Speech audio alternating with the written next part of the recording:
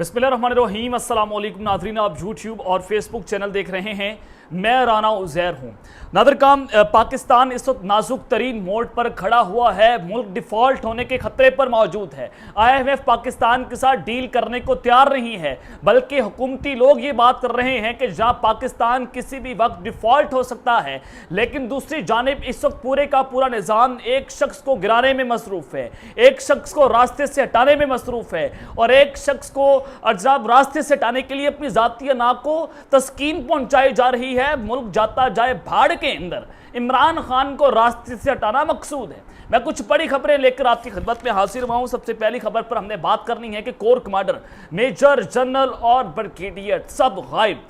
आज एक ऐसा इंकशाफ हुआ है, आज एक ऐसी रिपोर्ट सामने आई है और जिसने चुंका कर रख दिया है। चुंका देने वाले इंकशाफात, 9 मई का वाकया किस तरह से कैसे प्लांट हुआ और इमरान खान के खिलाफ ये आग लगा देने वाली साजिश जो है वो आज बेनकाब हो चुकी है। सहूलतकार पकड़े गए हैं, दहशतगर्द पकड़े गए हैं। 9 मई का वाकया किसने कहां पर कैसे प्लांट किया, इस हवाले से बड़ी इंपॉर्टेंट डिटेल्स है, वो मैंने आपके साथ रखनी है। सबूत आपको बताऊंगा कि इमरान खान आज बरी हो चुका है।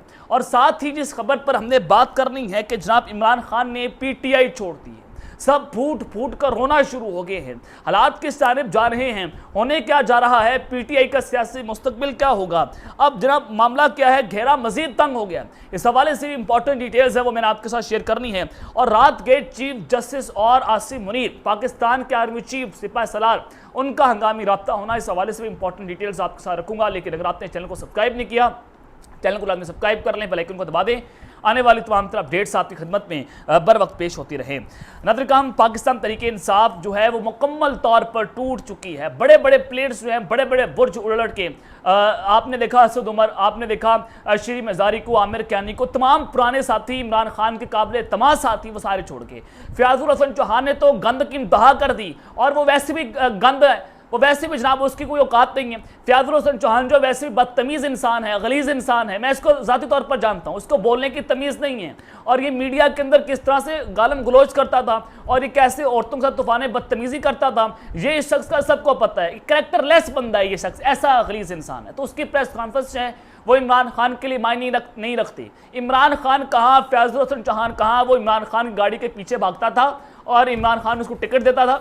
तो आज इमरान खान को वो बातें सुनाएगा। इमरान खान का मुकाबला फयाजुल हसन चौहान जैसे गीदड़ों के साथ नहीं है। वो जो रिमोट कंट्रोल वाले जो सारे खिलाड़ी हैं उनके साथ इमरान खान का मुकाबला नहीं है। अलीम खान, JKT, जहांगीर खान, तो ये सारे के सारे मिलकर भी आ जाए, अकेले इमरान खान का मुकाबला नहीं कर सकते। ये तो पत्थर पर लकीर है। तो जनाब दूसरी जानिब चौधरी परवेज राही जो है उनके खिलाफ एक पूरी साजिश हो रही है। मैंने आपको पहले बताया कि जनाब चौधरी परवेज राही साहब जो है, इन पर प्रेशर डाला जा रहा है कि आप भी पाकिस्तान तहरीक इंसाफ को छोड़ दें। चौधरी वजाहत अलाई जो है वो छोड़कर चले गए। और इससे पहले आपने देखा कि बहुत सारे परवेज राही का अपना ग्रुप जो है वो टूट चुका है, क्योंकि PTI को कमजोर किया जा रहा है। तो अब जनाब परवेज राही साहब जो है वो डटकर खड़े हुए हैं।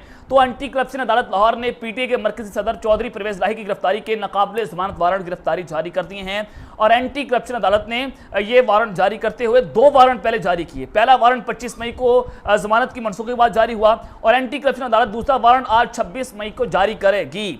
अदालत ने चौधरी परवेज राही को गिरफ्तार करके 2 जून तक पेश करने का हुक्म जारी कर दिया है। और अब उनको गिरफ्तार किसी वक्त किया जाएगा और उनकी गिरफ्तारी के बाद चौधरी परवेज राही किसी भी वक्त पाकिस्तान तहरीक इंसाफ को खैर बात कह सकते हैं। ये इस वक्त बहुत अहम हो चुका है। लेकिन जनाब उस सब के अंदर एक और शख्स आज पार्टी छोड़ गया। आज फरदौस आशिक अवान ने प्रेस कॉन्फ्रेंस की। आज बहुत सारी प्रेस कॉन्फ्रेंसेस हुई और एक ऐसी प्रेस कॉन्फ्रेंस भी जिसने आज जमीन हिलाकर रख दी, जिसने आज लर्जा तारी कर दिया, जिसने आज निज़ाम को बेनकाब कर दिया, जिसने इस सीधा इस निज़ाम को नंगा कर दिया। इमरान खान इस निज़ाम के लिए नहीं बना, इमरान खान इस पाकिस्तान के लिए नहीं बना। ये जनाब शरीफों का मुल्क है, ये जरदारियों का मुल्क है, ये प्रॉपर्टी डीलर्स का मुल्क है। लेकिन उस सद के अंदर आज पाकिस्तान तहरीक इंसाफ के साबिक chief election commissioner Jamal Akbar Ansari ने पार्टी छोड़ने का ऐलान कर दिया। उन्होंने कहा कि आज मैं पार्टी के ओहदे से इस्तीफा दे रहा हूं। 9 मई के वाक़यात की जितनी मजम्मत की जाए आज कम है। आज मैं भारी दिल से पाकिस्तान तहरीक इंसाफ छोड़ने का ऐलान करता हूँ। जिसने PTI छोड़ी उसके चेहरों ने बताया कि जनाब हमें मारा गया। वो महमूद रशीद जो PTI नहीं छोड़ रहा, उस पर तशद्दुद किया गया। श्री मज़ारी के साथ जो जेल में सलूक किया वो नाकाबिले बयान है। उसकी बेटी को जिस तरह से मारा गया, उसकी बेटी को उसकी माँ की आवाज़ें सुनाई गई, वो नाकाबिले बयान है। ये हालात हैं। जेलों में औरतों के साथ तशद्दुद हो रहा है, जेलों में औरतों के साथ ज्यादतियां की जा रही हैं। ये सारा मामला है आज पाकिस्तान। ये कौन कर रहे हैं? वो कौन है जो सारा कुछ कर रहे हैं? क्या शहबाज शरीफ की इतनी औकात है? क्या इनके पास कॉपीराइट है बगावत के मुकदमे करने का?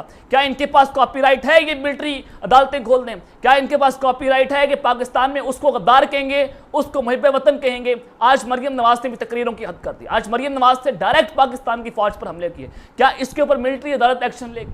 क्या इसके ऊपर अदालतें लगेंगी? नहीं लगेंगी, क्योंकि ये निज़ाम के चहेते हैं, क्योंकि जनाब ये उनके करीब हैं। इन्होंने जुबानें रखी हैं, बूटों के ऊपर चाट रहे हैं, चमका रहे हैं कि इक़्तिदार में आना है। लेकिन एक शख्स ने अपना इक़्तिदार ठोकर मारी। आज उसने निज़ाम बेनकाब कर दिया। आज उसने बताया कि पाकिस्तानियों छोड़ दो इस मुल्क को, ये आपका मुल्क नहीं है, ये मुल्क है प्रॉपर्टी डीलर्स का, ये मुल्क जरदारियों का है और शरीफों का है।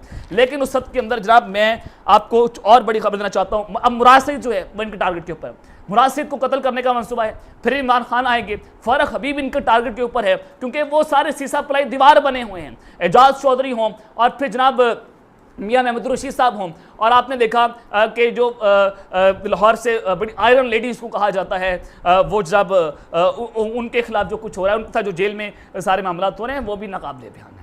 तो ये पाकिस्तान की सूरत हाल है कि जिस देश से कातिल जो हैं वो सारे के सारे इक़्तिदार के अंदर बैठे हों, दहशतगर्द इक़्तिदार में अंदर बैठे हों, तो पाकिस्तान का फिर अल्लाह हाफिज़ है। और हाफिज़ साहब वैसे भी अल्लाह हाफिज़ है। तो इमरान खान को रास्ते से हटाया जा रहा है लंदन प्लान के तहत। ये सारे का सारा लंदन प्लान था कि इमरान खान को कमज़ोर करना, रास्ते से हटाना, उसकी पार्टी को तोड़ना।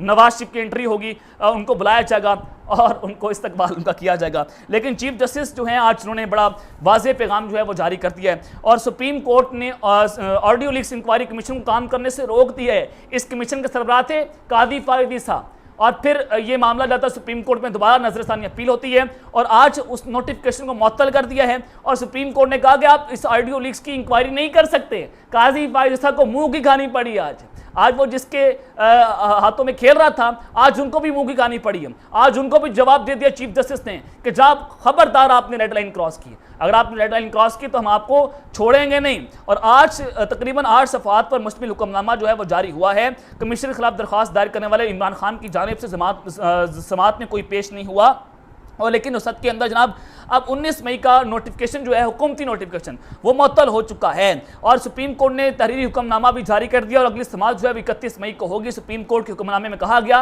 कि कमीशन में जजिस की नामजदगी से मुतल्लिक चीफ जस्टिस की मुशावरत लाजमी है। सुप्रीम कोर्ट के हुक्मनामे में कहा गया कि वफाकियत के असूल के तहत 2 हाई कोर्ट्स के चीफ जस्टिस की नामजदगी के लिए चीफ जस्टिस से मशवरा जरूरी है। वफाकी हुकूमत की जानिब से जजिस को नामजद करने से जजों में शुबहात पैदा हुए हैं। हुक्मनामे के मुताबिक सुप्रीम कोर्ट ने आबिद जुबैरी के वकील शेब शाहीन को तफसील से सुना, और शेब शाहीन का मौक़िफ़ था कि कमीशन का नोटिफिकेशन आइन में इख्तियारात की तकसीम के असूल के मुनाफी है, तो लिहाजा ये डिवीजन पाई जा रही है और हुकूमत अदलिया के मामलात में मुदाखलत नहीं कर सकती, तो हम इस कमीशन को काम करने से रोकते हैं। ये हुक्म जो है वो जारी हुआ है। और उमरत बंदयाल की सरबराही में justice Ijazul Ahsan, justice Munib Akhtar, justice Shahid Waheed और जस्टिस अजहर रिजवी पर मुश्तमिल 5 रुकनी लार्जर बेंच ने इस लीक्स के खिलाफ जो है वो समाअत की और एतराज़ उठाया गया, और उसके बाद जनाब अब ये इस कमीशन को काम करने से रोक दिया है। और कमीशन का मकसद था कि जो ऑडियो लीक्स हुई, जो जजेस की ऑडियो लीक्स हुई और जो इमरान खान की ऑडियो लीक्स हुई, उसका जनाब ऑडिट करना। लेकिन जो पीएम हाउस की ऑडियो लीक्स हुई, उसने किसने, वो कौन कर रहा था, इसका ऑडिट नहीं था इस सब के अंदर। तो इमरान खान साहब ने जनाब इस पर जो है वो सुप्रीम कोर्ट में दरख्वास्त दायर कर दी थी। तो आज सबको मुंह की खानी पड़ी है, और आज पैगाम भी दे दिया उन बड़ों को कि जनाब आप जो मामे खान बने हुए हैं, आपकी ताकत सिर्फ 3 साल की है, आप मजीद ताकतवर नहीं हो सकते। जिस तरह वक्त रेत की तरह हाथ से गुजरता है, आपकी ताकत भी चली जाएगी, इमरान खान भी आ जाएगा, पाकिस्तान भी यहाँ पर है। लेकिन जो दिलों के अंदर नफरत पैदा हो गई है, जो दिलों के अंदर बोगस पैदा हो चुका है, आप नंगा करके ख़त्म नहीं करेंगे। आप मुझे नंगा कर सॉफ्टवेयर अपडेट तो कर लेंगे, आप मुझे तशद्दुद करके अपने हक में शायद बुलवा लेंगे, लेकिन जो मेरे दिल के अंदर नफरत पैदा हो गई है, आप उसको ख़त्म नहीं कर सकते। खुदारा आप मारने से, तशद्दुद करने से, नंगा करने से उसको उससे नफरत मजीद बढ़ेगी, मोहब्बत पैदा नहीं होगी। रैलियाँ निकालने से मोहब्बत बढ़ती होती तो पाकिस्तान की कौम जो है वो कब से रैलियाँ निकाल रही थी। इमरान खान के साथ पाकिस्तान की कौम तकरीबन 1.5 साल से खड़ी हुई है।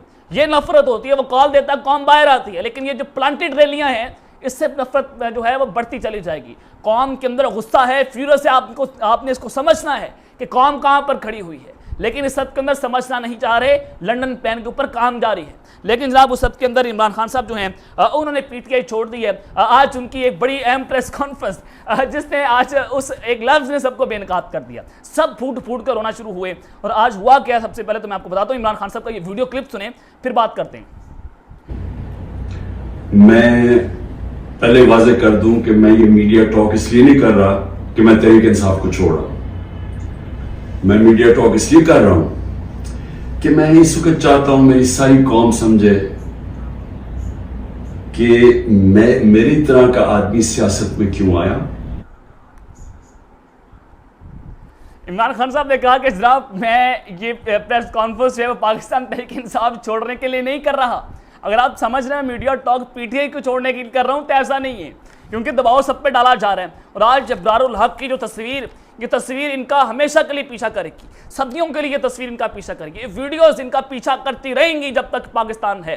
और पाकिस्तान तो है और रहेगा, ये लोग नहीं रहेंगे। लेकिन आज अब्रारुल हक साहब ने सियासत छोड़ दी, उनके इमरान खान साहब के कज़न सैफुल्लाह न्याज़ी साहब ने आज तहरीक इंसाफ को खैर बात कह दिया। और ये उन्होंने जब अपनी एक जो उनकी नज़म थी या जो उन्होंने चंद इशार पढ़े और उस इशार के बाद पढ़ने के बाद जनाब जो अब्रारुल हक साहब हैं वो फूट फूट कर रोना शुरू हुए। उसने निज़ाम को बेनकाब कर दिया, उसने जनाब निज़ाम को नंगा कर दिया। ये इससे गंदा कोई घटिया वसीदा निज़ाम नहीं हो सकता जो आज अब्रारुल हक साहब ने प्रेस कॉन्फ्रेंस की। लेकिन जनाब उस सब के अंदर मैं आपको कुछ और बड़ी खबर देना चाहता हूँ। 9 मई के वाक़यात हुए। 9 मई के वाक़यात में बताया गया जियो फैंटेसी को कि 8 मई को ज़मान पार्क में ये सारा वाक़या जो प्लांट हुआ था, ये इमरान खान साहब ने खुद इसका मामला तय किए और 9 मई को हमला हुआ और ये इमरान खान साहब ने खुद करवाया। फ़याज़ुल हुसैन चौहान जैसे चूहे को मैदान में छोड़ा जाता है और वो चूहा कहता है इमरान खान साहब ने सारा कुछ किया है, और पहले तुम्हें 1 साल से याद नहीं आ रहा था, आज तुम्हें याद आया। ये पाकिस्तान की कौम को बुद्धू समझते हैं, पागल समझते हैं। अब ये अपने हल्के में भी निकल सकता है ये लोटा। लेकिन जहाँ मैं आपको बताना चाहता हूँ कि फिर इंटेलिजेंस रिपोर्ट्स आती हैं क्या 9 मई का वाक़या 8 मई को इमरान खान साहब ने खुद प्लांट किया था।